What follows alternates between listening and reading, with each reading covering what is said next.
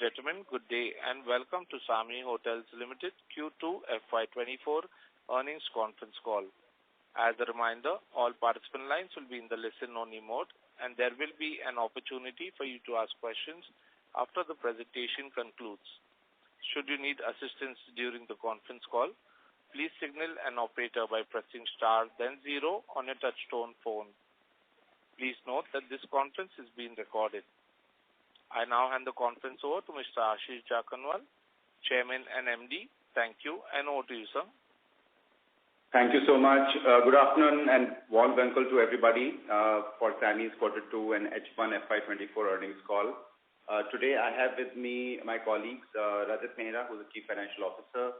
I got Gyana, who is the Executive Vice President and Head of Investments.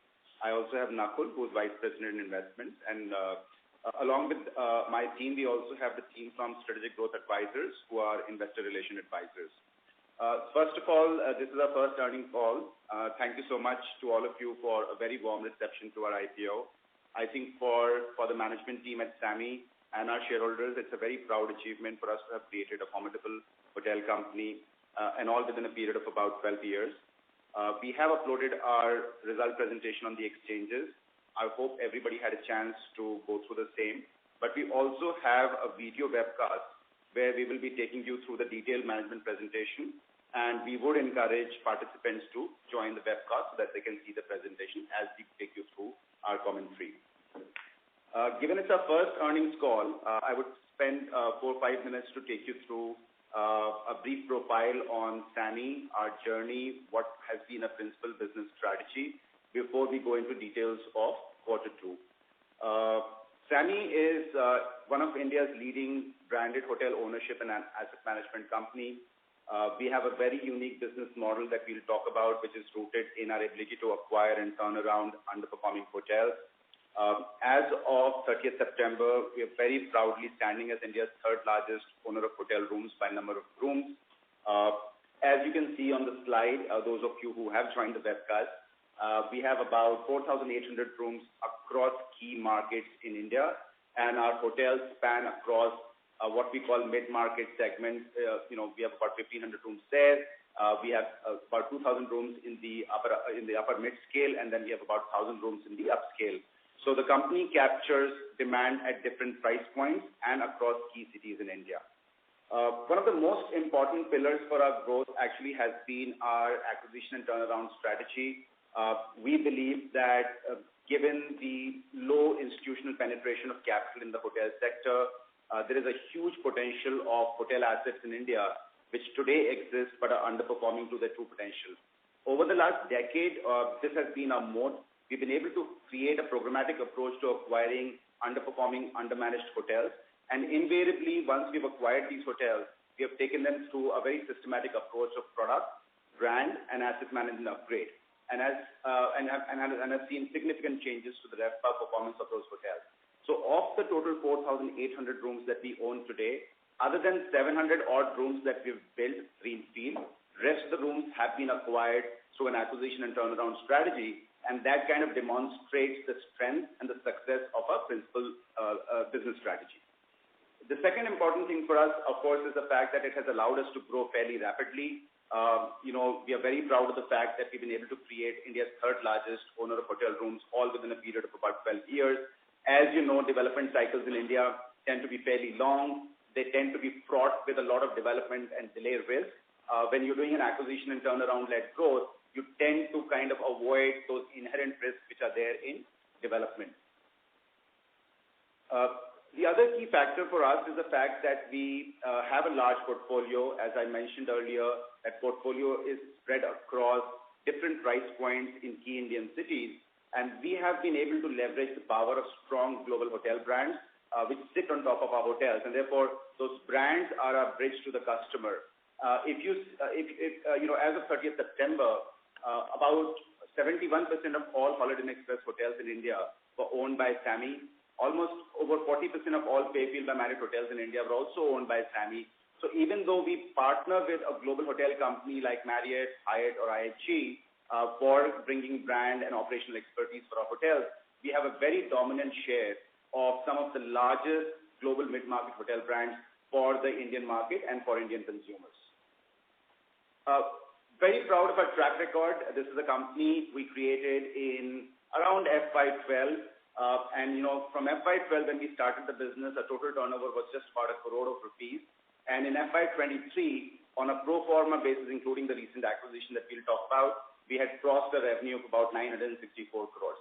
So this company has really demonstrated what I would consider industry-leading growth rates over the last 5-6 years, even if I was to ignore a very low base of what we had started from about 10 years back. Coming to a recent acquisition that we have made, and there will be a fair bit of discussion about Samhi's performance and a pro forma performance. And just to clarify upfront, when we talk about pro forma, we are just making an assumption that that acquisition was made for the full fiscal year rather than for the stub year after closing of the transaction. And it's really important for us because A, that's how we have represented the numbers in our prospectus. And two, when we talk about our total debt today, or what we talk about our future cash flows, it does assume the ACIC portfolio as it has been fully acquired. So this portfolio that we've acquired in August of 2023 consists of 6 hotels with about 962 rooms. It additionally has given us a land parcel in Navi Mumbai for a potential development of about 350 rooms. We believe this acquisition is extremely accretive to Samhi over the next few quarters as we integrate this business with our existing portfolio. Just a quick introduction. I have already briefly introduced a team to you, but Samhi is also a business which is unique in a way that it has been built by a professional management team, and most of the management in this company has been with the business for over 8 to 10 years. Also backed by a very strong board. In terms of governance, we have almost 50% of our board of independent directors. Those directors bring a great depth of experience of different sectors, including hotels, banking, real estate, travel and tourism, and so on and so forth. So we have a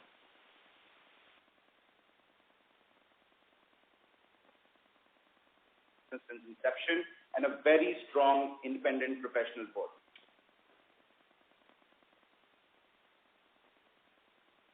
In terms of macroeconomics, and we'll give you some perspective of how we see us being positioned in the macroeconomic situation.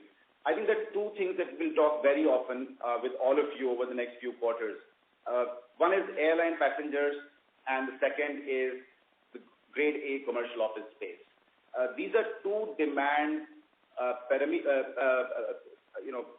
indicators that Samhi has relied heavily to make its investment, to evaluate how our hotels are doing, and our underwriting of what our portfolio could be doing in future.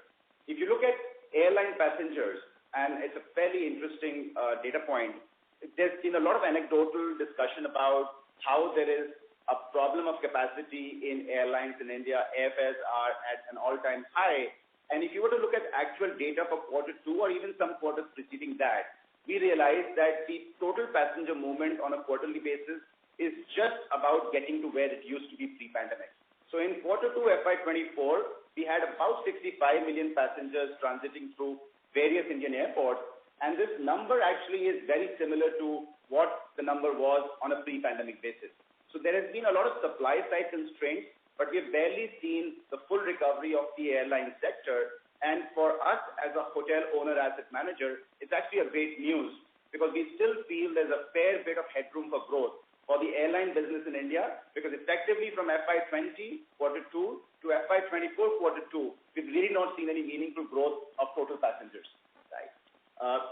In terms of office space, India is an incredible market. In the last quarter, which is Q2 of FY24, the key cities in India saw about 22.5 million square feet of total absorption.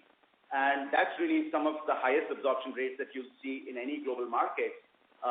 No surprises, Hyderabad, Bangalore, Delhi, Pune, Mumbai lead the pack. And as I mentioned to you earlier, we've been following these 2 data points, and therefore you would see our portfolio largely concentrated and dispersed across markets which are large office markets and large aviation markets within India. And then within those markets, you will see us operating at different price points, starting from a Holiday Inn Express, which is our mid-scale brand, selling at an average rate of about 3,800 rupees to 4,000 rupees, then going to our upper mid-scale brands like Fairfield by Marriott and 4 Points by Sheraton, and then eventually in core markets, we have upscale and upscale with brands such as Hyatt Regency, Sheraton, Courtyard, Sheraton, and Renaissance. In terms of our quarter 2 performance, and now we'll just quickly jump to quarter 2, so we leave a lot of time for Q&A. During the last reported quarter, the company reported an occupancy of about 72%. So all of our 31 hotels, the aggregate occupancy was about 72%. Our average room rate, and we will caution the audience that the average room rate in our portfolio is a weighted average of 3 different segments, and therefore you would sometimes see some noise in the average room rate. So there will be a lot more focus on average room rates for each segment. But a portfolio-wide occupancy was about 72%. RevPAR and ARR both grew in the range of about 16.4 and 14.7% respectively. Rajat will take you through the financials later, so I'll skip that part. In terms of growth, last year, same quarter, we did a total revenue of about 176.4 crores. What we've seen is about 14.6% growth for same-store assets. And then we have an impact of the recent acquisition that we've made, resulting in a total revenue growth of about 25.3% year-on-year. Similarly, in EBITDA, last year, same quarter EBITDA was about 62.5 crores. We've seen about 19.2% year-on-year growth on same-store. And then there's an impact of about 8.8 crores from the acquisition of ACIC. Therefore, the total EBITDA at an asset level is being reported to grow at 29.8% year-on-year. RevPAR, which most of the participants would know is a very important indicator for our business. We've seen really healthy growth both in quarter 1 and quarter 2. We saw about a 14% growth in quarter 1. We've seen that improve to about 15%.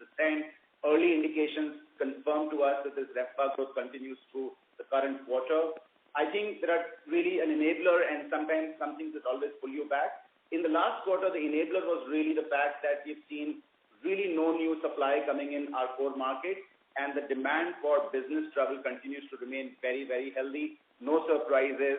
22.5 million square feet of office space was absorbed in India in one single quarter. So that is what is driving the RevPAR growth. We actually could have seen a better quarter, but for the fact we saw some negative impact in Karnataka because of the Karnataka Bandh towards end of September. As you know, we have a reasonable presence in Bangalore city. And 2, also we had certain apartments which we had taken for some upgradation in Pune.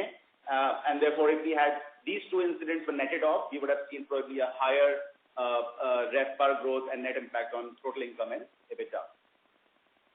Every quarter, we are very proud of our in-house and proprietary asset management tool that we've built, which we call Samhi Intel. This tool uses really high-frequency daily data to identify trends which can have a potential impact, positive or negative, on our performance. It's one of very unique asset management tools, perhaps in the industry today. And every quarter we'll give you one insight from that tool, and so that the information asymmetry between management and investors is kind of removed over a period of time. This quarter, one of the things that we have identified is what we call demand compression. How many days in a year the portfolio is achieving a very healthy occupancy.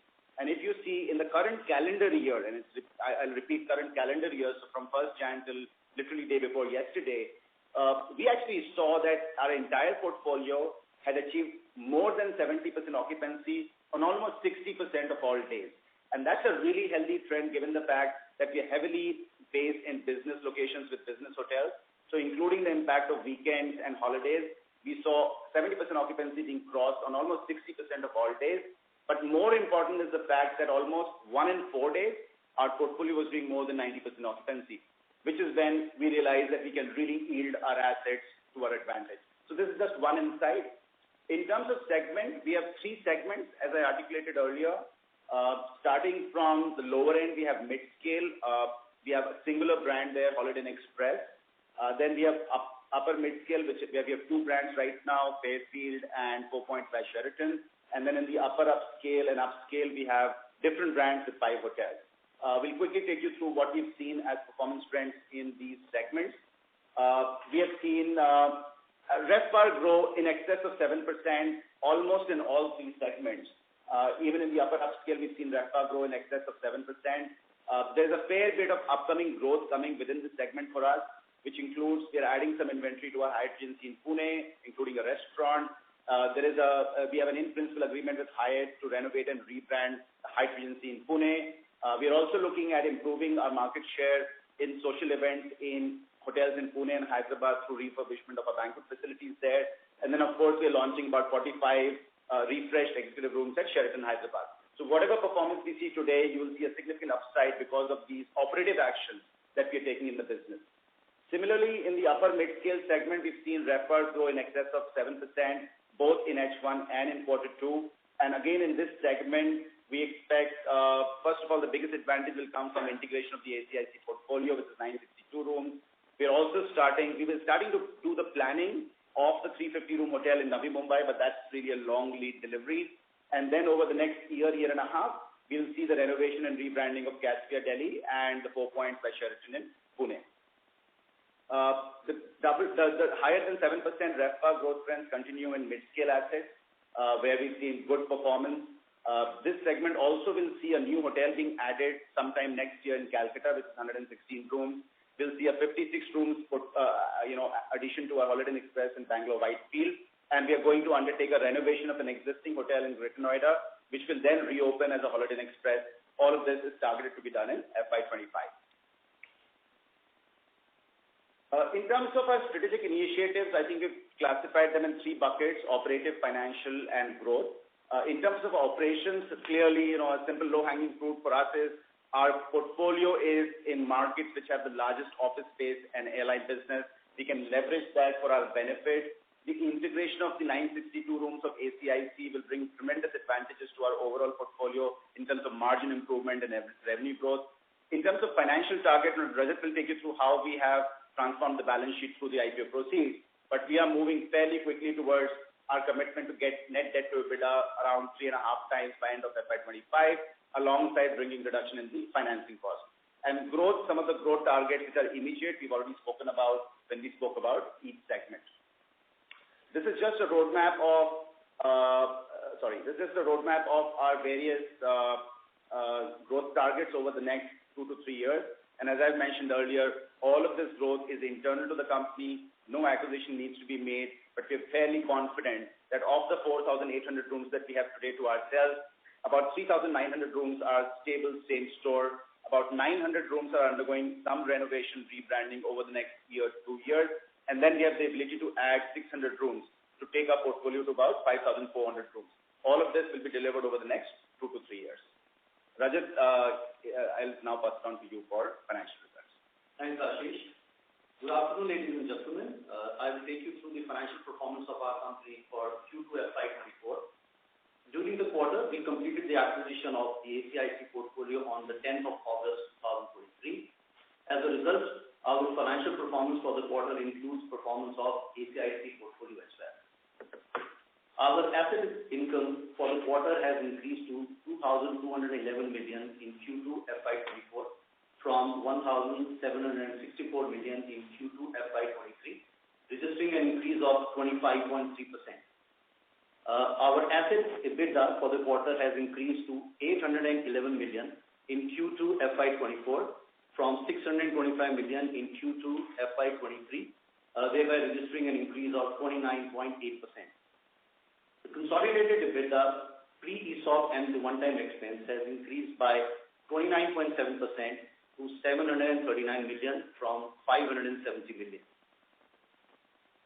Overall, our estimated ESOP cost for the year is about 460 million, which is being amortized over 4 quarters. And that's why you see very similar expense coming in Q1 and Q2 of the current financial year. The other one-time expenses are completely charged off in the P&L, and we don't expect these to incur in the coming quarters. Our depreciation for the quarter is higher as compared to the same quarter last year due to the inclusion of the depreciation related to the ACIC portfolio. Our finance cost for the quarter is actually not a true representation of our ongoing interest costs, as we have not been able to use our IPO proceeds and reduce debt to the extent that we have planned in the current quarter. Significant part of the high-cost loans were actually paid post the quarter end, and you will see the reduction in the finance cost in the subsequent quarters. Also, the finance cost in the current quarter includes some one-time exceptional costs of close to about 250 million. Thanks. On our balance sheet, you see post the IPO, we've been able to improve our financial strength. Our net worth actually has turned positive to 10782 million from a negative of 8076 million, and primarily due to the IPO and as well as the all-stock deal that we did for acquisition of the ACIC portfolio.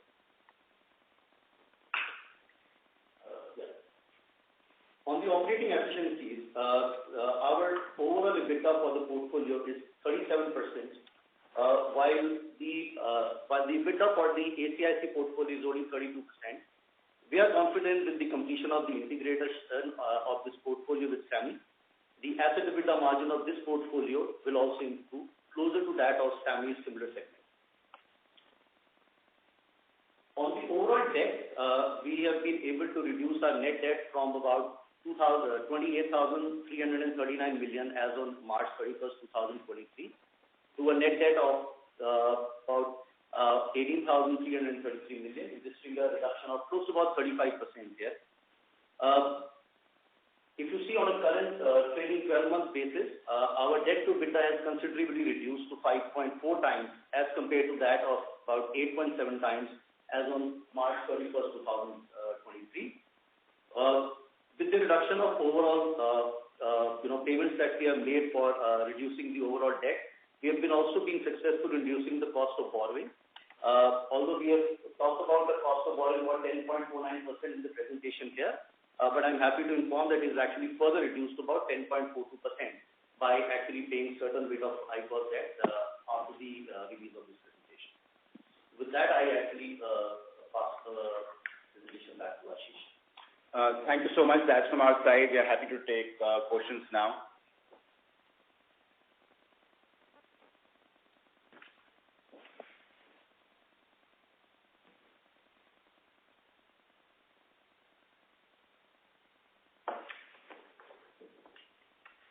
I think we'll open the floor to Q&A now.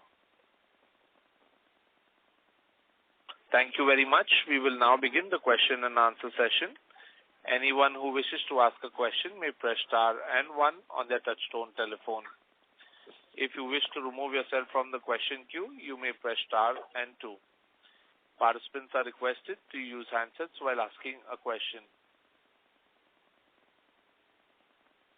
For the participants who have logged into the webcast, you can click on the audio question button to ask a question. Ladies and gentlemen, we will wait for a moment while the question queue assembles.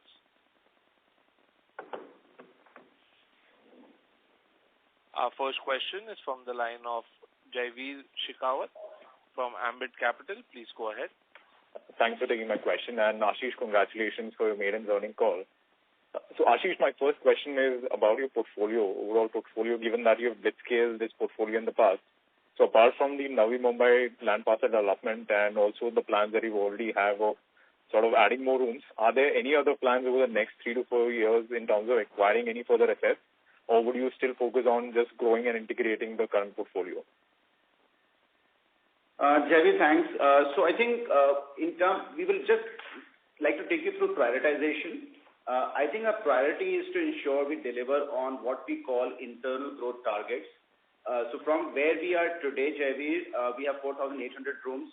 About 900 of those rooms need to undergo a significant renovation and rebranding. We have seen from our past track record that renovation and rebranding creates a significant upside in the performance. That's one. Second, we need to add about 600 rooms to our portfolio, which is all for which real estate is currently owned by the business. So I think in terms of priority, we are focused on these two internal growth levers. In terms of medium to long term, we constantly look for interesting growth opportunities. As you know, a part of our portfolio, especially in the mid-scale space, is long variable leases. We continue to find interesting opportunities for local landowners to come to us for long variable leases, which is also extremely capital efficient. And if there is a very interesting long lease opportunities in a tier 1 market, we shall respond to that opportunity. But again, I will repeat, our priority is to focus on our internal growth projects. Right. This is very clear. Thanks. And secondly, on your ACIC asset level margin, So when do you expect that to catch up with the rest of the portfolio level margins? And if you can also detail the process that undergoes in terms of doing that turnaround. So, Javi, there are really 2 or 3 steps to doing that. The first, that portfolio currently is on a franchise basis, which means the resident management team is also looking after the hotel operations. Our first target is to convert those franchises to management contracts, and by doing that, these hotels start benefiting from a broader distribution sales supports the system from Marriott.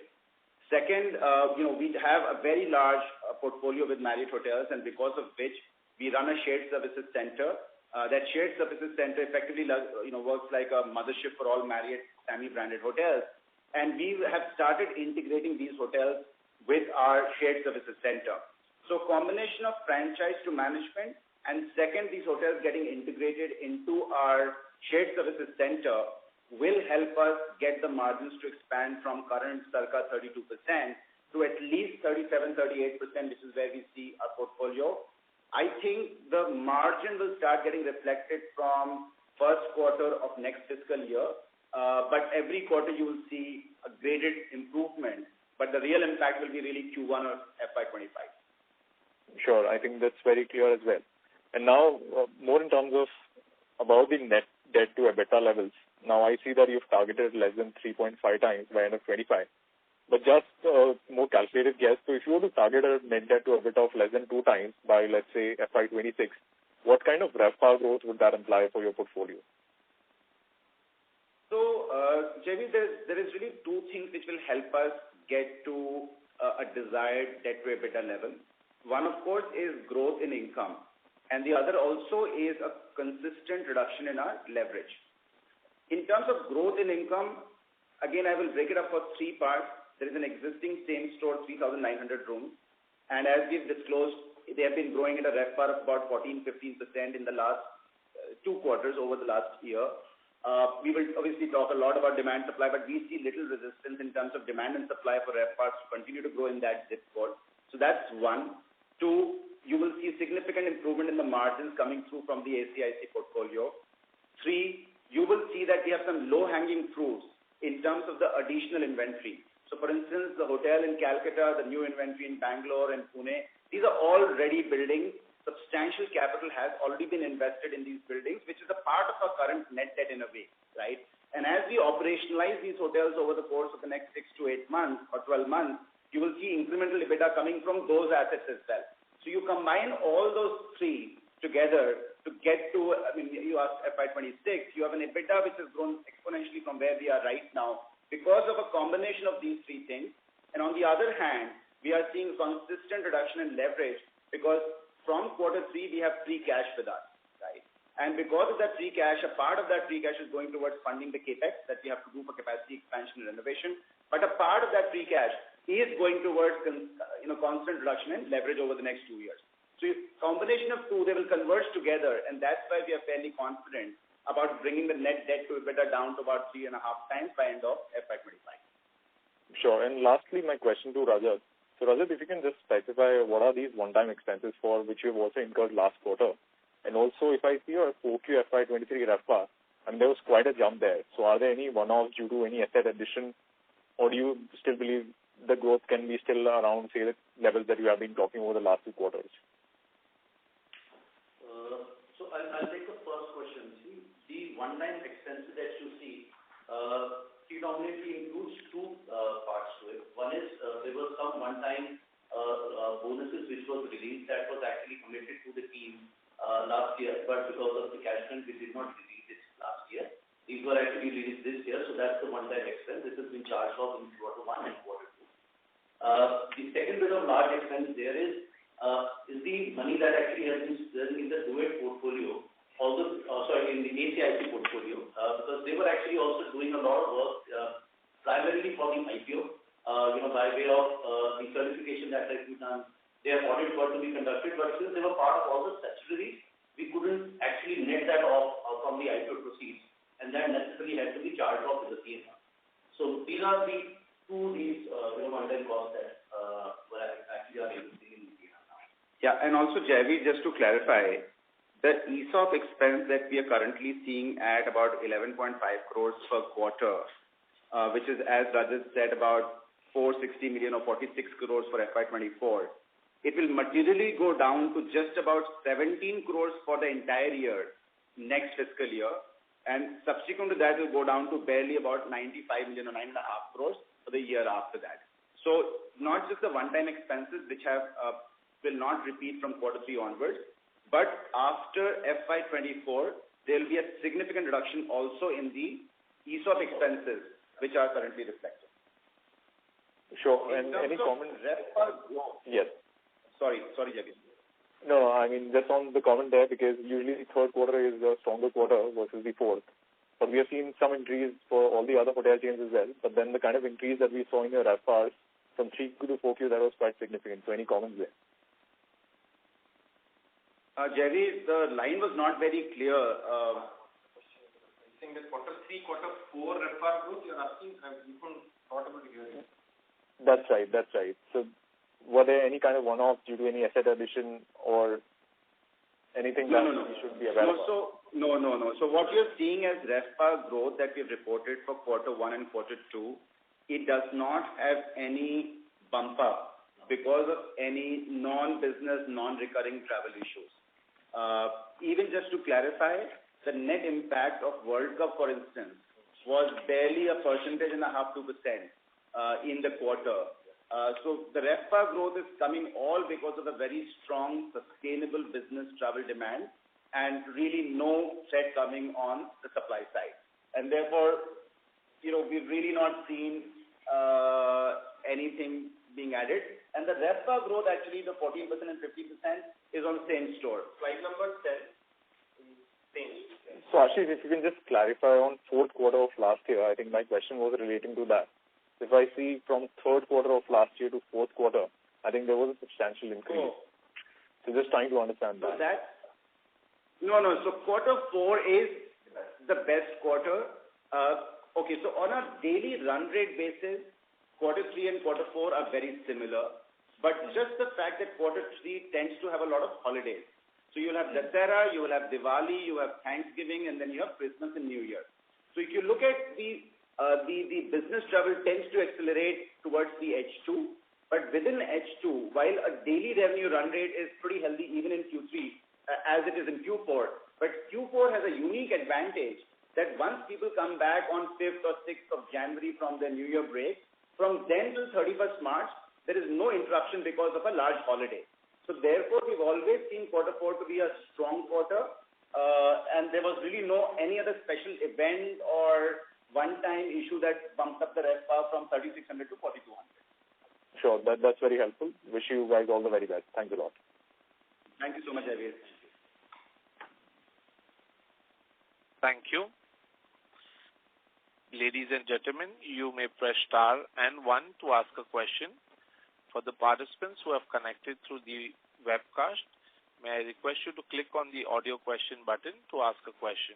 Thank you.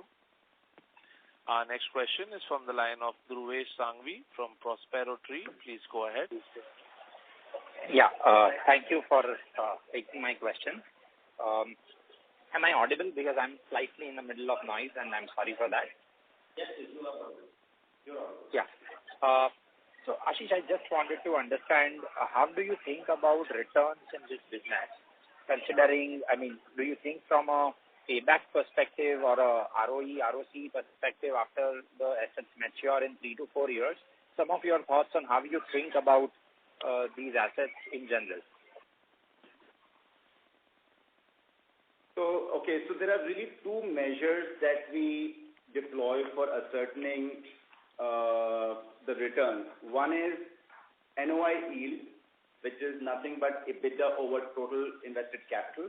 And second is the traditional ROCE, which I don't need to explain, right? Now, typically, because of high depreciation in the first few years, we've seen the NOI yield give a true representation of the real, I would say, efficiency of capital deployment. But honestly, after 5-6 years, we've seen NOI yield and ROCE starts to trail each other because, the depreciation has been adjusted on both sides. What we've seen in our portfolio so far is that even though people believe it's an asset-heavy business and therefore tends to be poor ROCE, but we've actually seen that if you've made the investment in a capital-efficient manner, and I know there's a lot of debate about asset-light versus asset-heavy, but so long as you maintain capital efficiency, you can actually get anywhere between mid-teens to high teens of ROCE. It also depends on market cycles. So, for instance, if you look at our portfolio, by the end of FY24, what we see is a large part of our stable portfolio of 3,900 rooms, which does not need any renovation or rebranding, will be in the zip code of about 15-16% ROCE. But within that portfolio, if you look at a Bangalore market where the rates have really gotten to being really healthy, you will see ROCEs being in early to mid-20s. So we've actually seen a very healthy trend where good investments in this business can allow you to create, at an early stage, mid to high teen ROCEs, and as the rates mature, you can get to early to mid-20s. Sure. And in connection to that, additionally, so when basically the idea is that once it matures, we are talking about a 15 to 18% number. Now, considering the kind of cyclicity that hotels in general sometimes face over a 5 to 8 year period, isn't it, how should we think that, in a good year we will do a 15 to 18 5-year cycle, but then it may be followed by a bad cycle, and then how should we think over a 10-year investing journey? Suppose if we are invested with Samhi or any other hotel player, just your thoughts. And I've almost read all your podcasts and TV interviews starting back till 2012, and you have amazing insights and the way you think, and I really appreciate the way you generally challenge your industry quorum also. And so that is why I want to probe your mind around this topic. So let me clarify. You should be able to get 15 to 18% average ROCE if you are in a volatile 10-year cycle. When I mean volatile, in the old times, Ruvesh, we were told 2 good years, 2 shoulder years, and 2 bad years. Okay? So that 6-7 year cycle was very easily split into 1/3, 1/3, 1/3, right? So there are a couple of things we need to keep in mind here. When a city or a market gets to really healthy performance, I won't be happy with mid to high teens. Then I would be greedy to see mid-20 ROCEs. So our Bangalore city ROCEs will be sitting at about 24-25%, right? Hyderabad is getting upwards of 20% right now. So just to reiterate, a good cycle should deliver an investor that early to mid-20 ROCEs. An average cycle is where you should be in that zip code of 15 to 18%, right? Now let's come to quote-unquote a bad cycle, right? I think there what is really important is what is your fundamental business model. And that really goes down to what segment you're operating in. And we have seen that typically mid-scale hotels, because the capital investment in them is relatively lower. Second, the price points at which they sell, the delta drop that you see in them sometimes is not as significant as you would see in luxury or upper upscale hotels. So we've seen that typically mid-scale hotels provide you a reasonable safe haven for a drastic drop in ROCEs in such bad cycles, right? But just to reiterate, good cycles, please don't ever be happy with any management if in a good cycle they're giving you a mid-teen. In a good cycle, they should give you 20s. In an average cycle, mid to high teens. But what is very important in all of this is to understand cycles. And I know it's a bit of a crystal ball gazing, and it's really difficult to talk about the past. But, Steve Jobs very famously said, you can never connect the dot in future. You can always connect the dots in the past, right? So if you try and connect the dots right now, the demand-supply equilibrium in India is more clear than I've ever seen it before, right? And therefore, as we invest in this sector, as we grow our business, as management, as investors, we need to have a high degree of confidence about the fact that we have several years to yield this business before we potentially see a supply threat, and only a supply threat can disrupt the party. Because the demand in a country like India, trust me, we don't need to question each other for the next 2 decades. And it's never an easy answer, Ruvesh. So I'm sure I'm not giving you a 100% answer here, but that's my best effort. No, I completely understand, and I really like the way you describe it. Thank you. Thanks a lot. And one more additional aspect In the, just before the IPO, a lot of TV interview you did, you talked about pro forma EBITDA. I actually am forgetting the number. Was it 311 crore that you were mentioning? Am I right, or 411? I'm actually confused a little bit. No. But the pro forma EBITDA considering the ACIC portfolio, so what should be the pro forma EBITDA estimate, if you can give us for FY24 without the margin increase coming from ACIC? So a few numbers will give you. So you're absolutely right. The pro forma EBITDA for FY23 was 327 crores. And there was some one-time expenses that finally reported was 311 crores. So you're absolutely spot on. Without really going to FY24, I'm a reluctant forecaster. I must tell you this. But I can explain you where I see the business headed. If you see my trailing 12 months, we have already achieved an EBITDA of about 340 crores, right? So this 340 crores includes Q3, Q4 of FY23 and Q1, Q2 of FY24.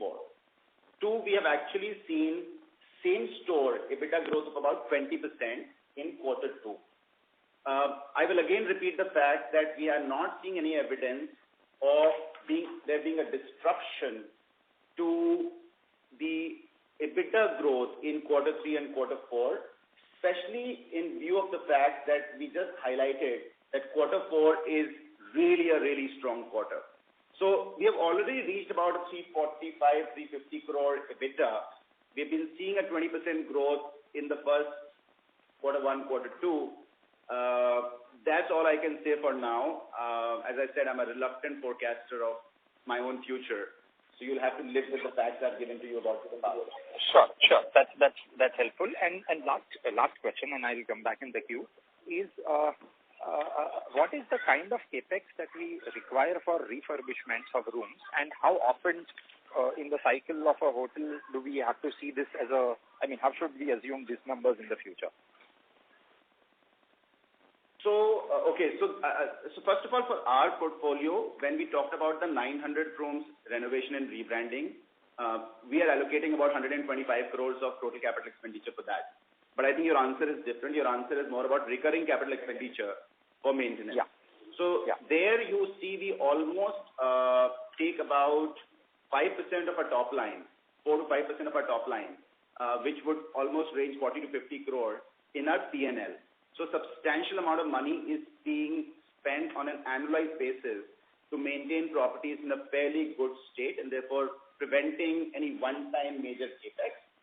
In addition to that, we typically provide for an additional 2.5-3%, which would go in form of an extraordinary capex, but that does not go on an annualized basis. That goes at a periodic basis. Third, just to explain to you why that is adequate, it really depends on the sector you're operating in, right? What we have seen again, that suburban business hotels tend to have the least capital reinvestment cycle relative to leisure hotels or luxury hotels, right? And that's largely because both in leisure and luxury hotels, the proportion of the FF&E spend is much higher than the proportion of the FF&E spend, which is furniture, fixture, and equipment, in a mid-scale hotel. And, that's the item which gets depreciated in 7-8 years, whereas building, engineering, all of that has a really long shelf life. So we have already provided for, and we have been expensive about 40 to 50 crores a year on maintenance capital expenditure before we report the EBITDA to all of you. And in addition to that, we would provide for about additional 2.5%, which will be in the reserve code of about 20 to 30 crores of additional capital expenditure. That's more a reserve. That will go from our current cash or future cash flows. Right. So okay. From another parameter, let's say if we have, I think we always speak about 1 crore per room as the cost to us. From that angle, then can we say that it is a 5 lakh rupee cost per room per year? On an ongoing basis, or I know I can convert it later from what you said, but if we think it from this angle, is it the correct way to think? I'll use our own numbers. Our total capital expenditure per key in our portfolio was 72 lakhs per key. But that actually included land cost as well, right? So we've only over the last 12 years spent about 72 lakhs per key, including land, right? And if you eliminate, let's say, hypothetical, because we buy existing hotels often, so it's difficult to separate land from building. But if we take a hypothetical 20% towards the land, then you're barely talking about, some 55 lakhs per key is the total capital expenditure. No, you don't have to take a 10% of that or a 5% of that. As I mentioned earlier, FF&E expense in that 55 lakhs will barely be about 10 lakhs or so per key. And that 10 lakhs per key needs to be amortized over a period of 7-8 years, really. So that's how your FF&E spend on an annualized basis comes to be really a pittance.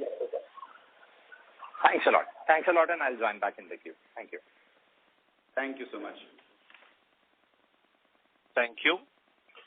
Ladies and gentlemen, a reminder to all participants, you may press star and 1 to ask a question. The participants who are connected from the webcast, to ask a question, you may click on the audio question button. Thank you. Our next question is from the line of Pradyumna Chaudhary from JM Financial. Please go ahead. Yeah, hi, sir. So you mentioned that out of 4,800 rooms, 900 will go for renovation. Can you please highlight the timeline for this? When would these rooms go under renovation, and by when do we expect them to have expect us to have these rooms back into our inventory? So the renovation and rebranding of the Holiday Inn Express in Calcutta, Calcutta is a new build actually. Renovation rebranding of Caspia Pro Greater Noida is going to be completed in FY25. The renovation and rebranding of the Hyatt Regency in Pune and Four Points in Pune will be done by FY26. So that's really the target that we have for key renovation rebranding. So Delhi Greater Noida by end of FY25, and both the hotels in Pune sometimes in FY26.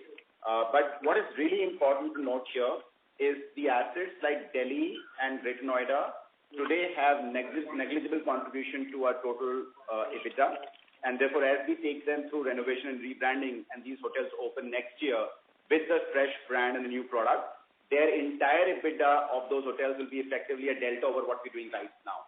In terms of Hyatt Regency Pune and Four Points by Sheraton Pune, the large amount of our renovation and rebranding is about soft furnishing and change of look and feel. The hard infrastructure and product is pretty good.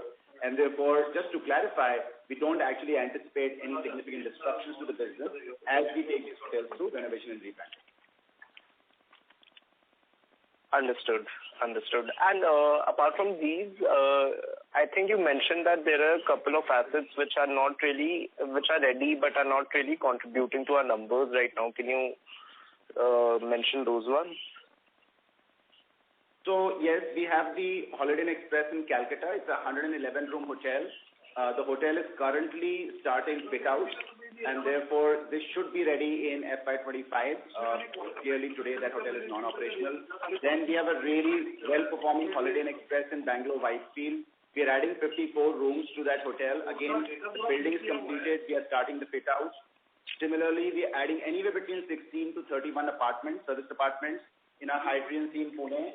Again, in that particular instance, the building is completely ready. We have to start the fit-outs there. So these are 3 additions which should happen, which are targeted to be completed before FY25, because in all of these cases, substantial part of the work has already been completed. Understood. That was really helpful. Thank you and all the best. Thank you. Our next question is from the line of Raj Joshi from Ace Securities. Please go ahead. Thank you, sir, for the opportunity. Sir, I have only one question. What is the difference between asset income and reported income, and also asset EBITDA and the reported EBITDA?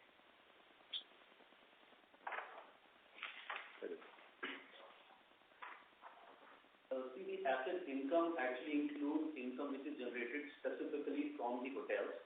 Besides that, there is some bit of other income also that we have in the nature of fixed deposits and certain Indias, and also we have a small bit of a commercial block that we have. That's the rental income of that also is a part of the other income. So if you add all of this put together, this is the total revenue. And similarly in EBITDA, each hotel reports an EBITDA at a property level. When you add that together, you get to what we are reporting as asset EBITDA, which tells you the performance of the actual business.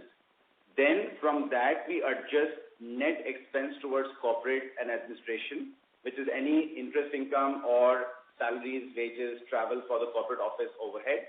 That gets you to the reported EBITDA pre-ESOP and one-time expenses.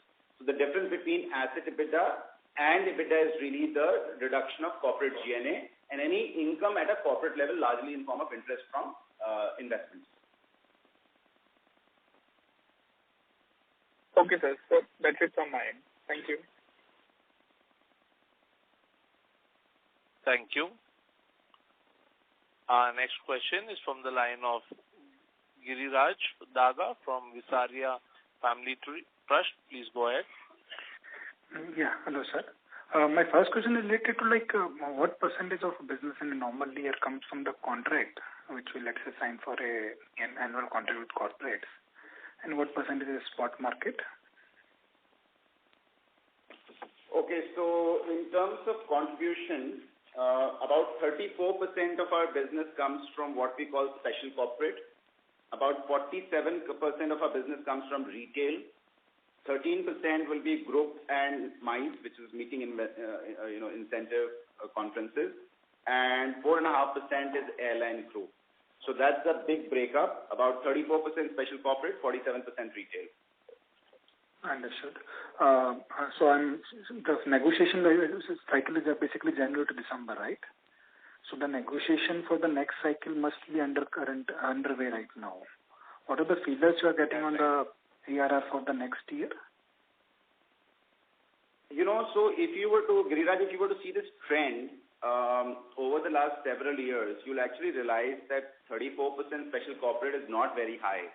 And that's largely because, given the fact that all hotel companies are fairly confident about simple demand supply, they don't need to necessarily rely on a fair bit of upfront contracting.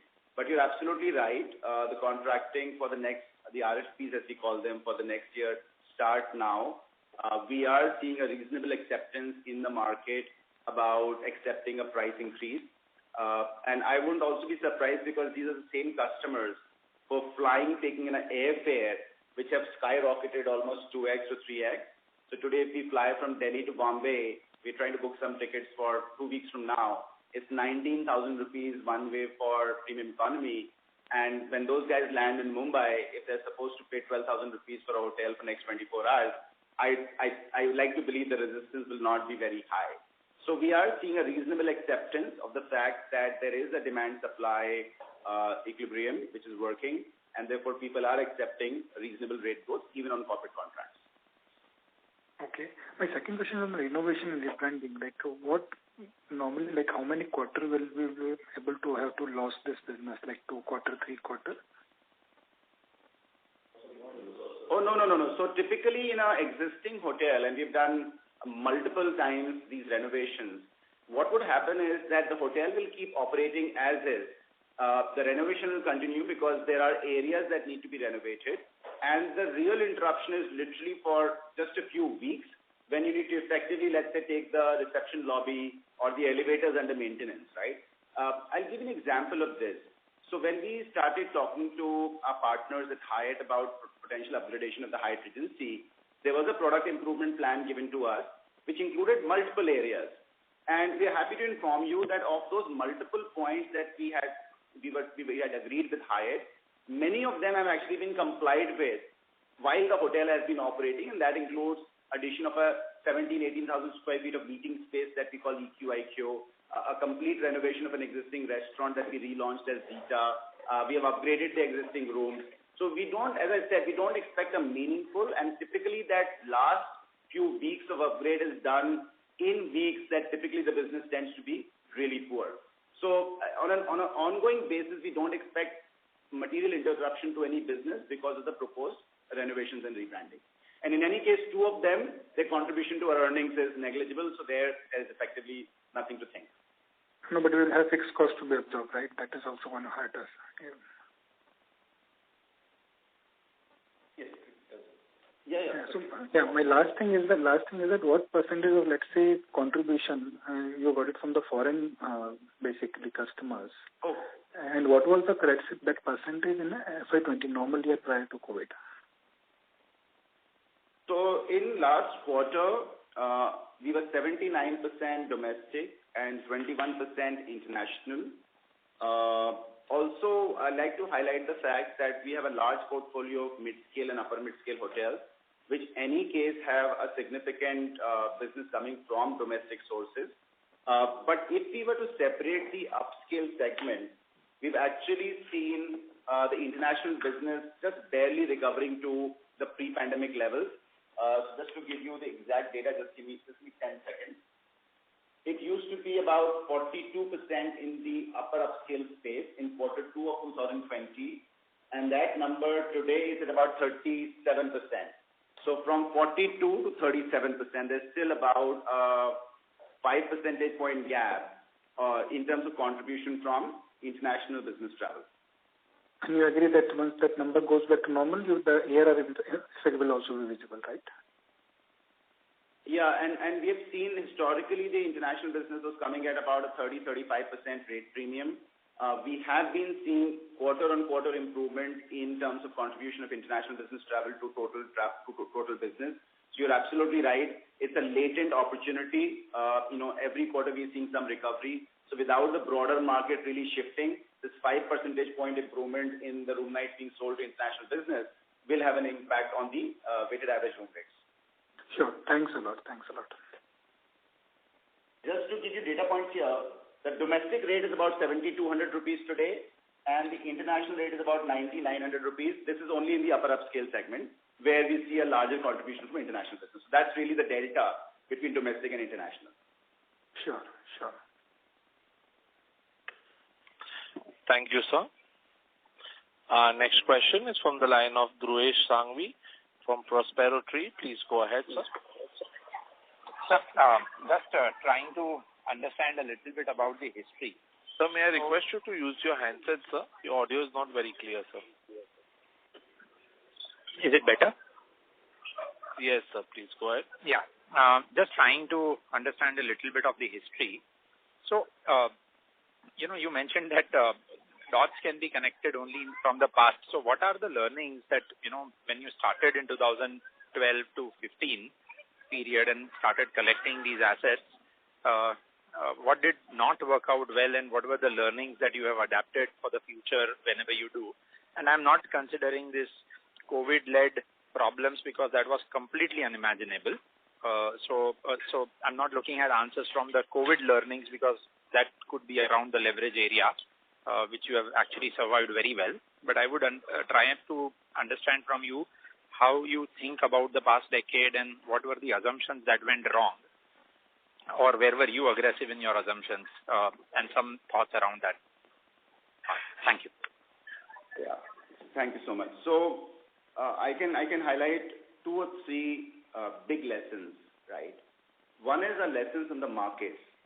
And what we've learned is that for a company like ours, we do find a safe haven in tier 1 markets. And I don't want to be misunderstood that we don't believe in tier 2 markets. We do believe in the strength of the tier 2 and tier 3 market. But purely in terms of risk reward, we have seen tier 1s outperform tier 2 by a large margin. And we've been thinking if that was just anecdotal, it was just a small blip in a long cycle, or there is a statistical evidence for that risk reward. And we've actually been able to isolate that. What we've realized is that let's take 2 extreme examples of markets. In a market like Bangalore, today we have about 22,000 odd rooms operating in different branded categories. This is a market where we've seen office space grow at about 3 million square feet a quarter. Circa growth rate on an annualized basis will be about 8-10%. We've seen the airline business in Bangalore also grow in the same zip code of about 10 to 12%. So fundamentally, all demand indicators are leading to a growth of 8 to 10, 12%. For the supply to keep pace with demand growth, they need to add or they need to open 2,200 rooms a year in that market. And we just don't see that happening because it's a fairly large inventory to be added every year, year after year for the next 4 to 5 years. So what we are seeing in Tier 1 market is that the demand has really left the supply by a large margin, and now the supply is finding it difficult to catch up with demand, and therefore you tend to see more stable performance in these cities. Let me take another extreme example, and I will not say a city's name here because all of us have hotels in different cities, and I don't want to necessarily talk poor about any market. But there's another city, B, which is not a Tier 1 market. Their total inventory today is, let's say, 1,500 rooms to 2,000 rooms. Demand growth is yet there 10-12%. I'm not questioning that. But the bigger problem is, for the supply to grow at 10% to keep pace with demand, they barely need 150 to 200 rooms, right? So therefore, in those markets, we are a little anxious about seeing a repetition of what the core market saw between 2008 and 2018. So let's not forget, 8 to 18, India was never oversupplied. It is just that India had 50,000 rooms, which grew to being 150,000 rooms, and therefore that period did not allow the sector to perform to what we all expected it to. We fear that some of the Tier 2 markets may again expose you to that low supply base, and therefore on a low supply base, adding incremental supply of 10-12% is not that difficult. So that's one lesson, that if you want to have a reward matrix, Tier 1 give you a good place to invest your capital and have your assets. And the good news really is there is more and enough opportunity for you to grow in Tier 1. And that's, by the way, just because of the size of the office market growth and airline growth in those markets. So that's one lesson. The second lesson that we learned, and which is very peculiar to our business, is we started by saying we buy underperforming, undermanaged hotels. And we typically will acquire those hotels, make significant changes to the product, bring a strong brand, and because of that, we've seen the performance really transform, often 2x, 2.5x on RevPAR. Right? One of the lessons we had was in some of the instances, like 4 Points Vizag or 4 Points Ahmedabad, right? We decided to defer capital expenditure in stages. So for instance, we'll say, we'll do public areas in 1 year and we'll wait and do guest rooms in second or third year. What we've realized is for customer, it's either a complete product or it's an incomplete product. The customer is not interested in your PERT chart about saying, I've done 40%, they will not give you 40% higher rate. So till such time you don't complete your renovation program, do not expect the markets to reward you for your underwriting, right? That's the second lesson. And the third lesson is F&B is a lot of hard work, you know. And I'm not trying to say that we will not do that hard work, but what we've seen is incremental returns coming from the room business are outstripping anything we can get from food and beverage business. And I'm not talking in terms of revenues, I'm talking in terms of net contribution margin from that business. So we've seen the competition from standalone F&B outlets, both in terms of quality, ease of access, pricing, and their cost structure, is really something that as a hotelier I would find difficult to compete with on an ongoing basis. So if I was to really summarize our top 3 learnings, it would be Tier 1 versus Tier 2. Don't be cute about deferring renovations. And third is really about F&B. Having said that, I know you've been gracious by saying let's not talk about COVID. But for a company like ours, it is important. And I think there are lessons in that as well, right? And one of the lessons of COVID is this industry needs to fundamentally transform its cost structure to increase the ratio of variable cost to fixed cost. Because see, what happens I'm not worried about pandemic happening again or a response to pandemic being so severe again across India for all of our hotels. But we have also to be prepared, one hotel going through a period of turmoil. It could be because of a metro rail construction in front, it could be because of a local unrest, and so on and so forth.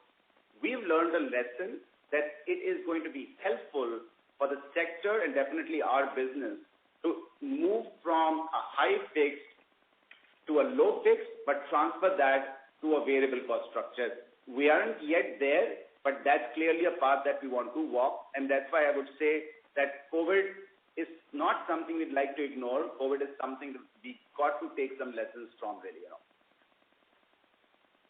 Wow, thanks a lot for this. And just around this topic, you had also, somewhere I think in my reading I understood that it is almost impossible considering the cost of real estate or the cost of construction and the land. It is almost impossible that anybody can offer a decent quality room below 3,500. Is this metric correct, number one? And number two, if this is so, on the other hand, when we talk about, constant increases in RevPAR or, average room rates, but the kind of market that we are as a country, can we really absorb a 10% increase or 15% increase for 5 years? Isn't it a little bit of too much of positivity building in?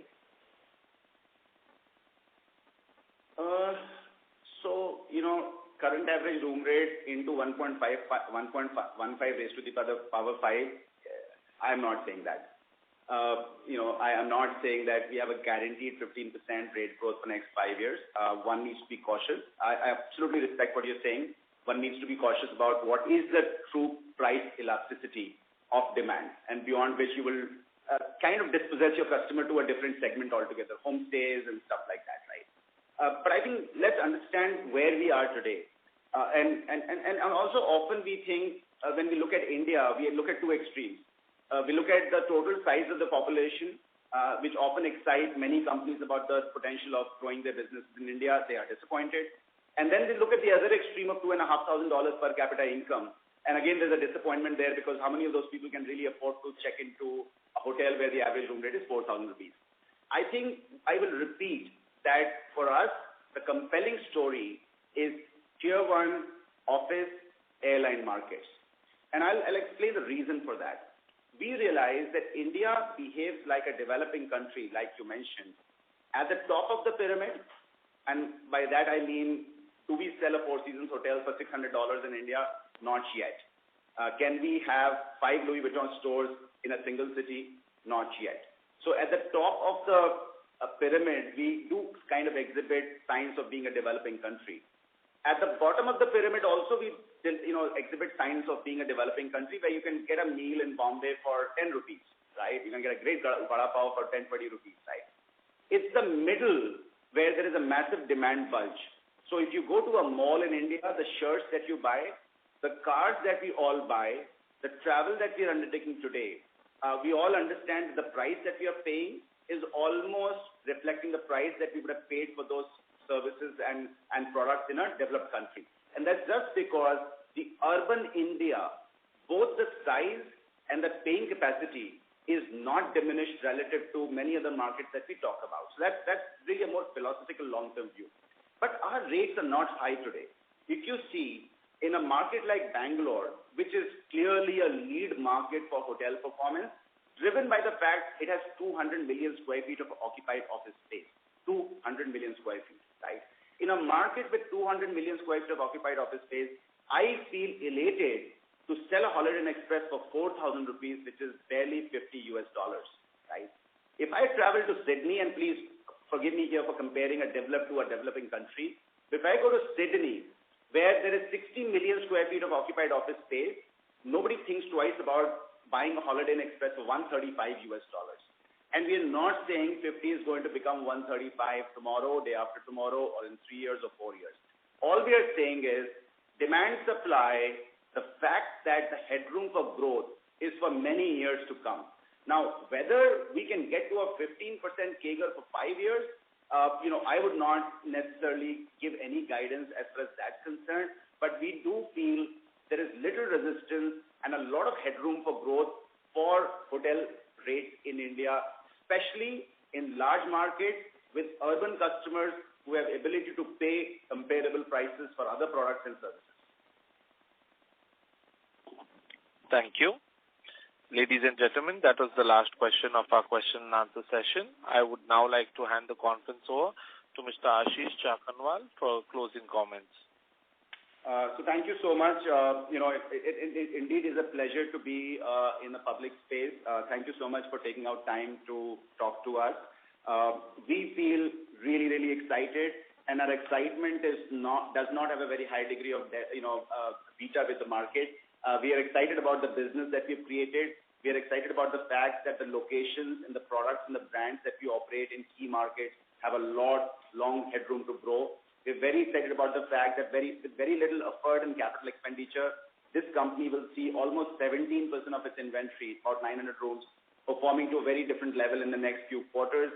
We're also very excited about the fact that we don't need to look outwards to acquire anything, to add 600 rooms to our portfolio to go to about 5,500 room company.